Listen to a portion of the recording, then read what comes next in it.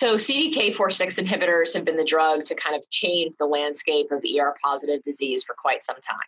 We have a very consistent benefit across ribociclib, palbociclib, and abemaciclib in the metastatic setting, whether that's first line or second line.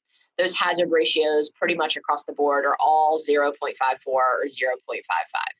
We did see an analysis by Alex Pratt at San Antonio this year, again, kind of asking the question, are there anybody that doesn't really benefit from a CDK4/6 inhibitor? Because up to now, we really haven't found a big population.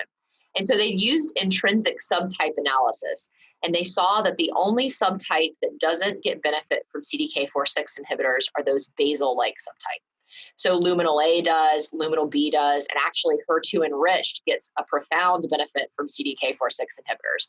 And so this was really, I think, very informative because they pulled the data for MONALEESA-2, MONALEESA-3, and MONALEESA-7 to make that data set more robust to be able to ask that question.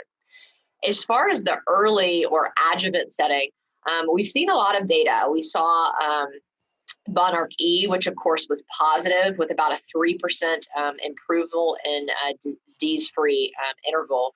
And we hope that this is translating to cure. In Pallas, unfortunately, the data was negative, and there's a variety of reasons we can talk about perhaps why that was. The patients may not have been high enough risk compared to Monarch E. There was a higher discontinuation rate, perhaps drug properties are different, et cetera. But something we saw at San Antonio was the results of Penelope B, which was a study that was designed a little bit differently.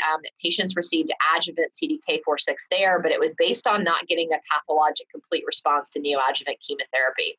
And what we saw was through years 2 and 3, the curves were a little bit separate, but by years 4, they came back together.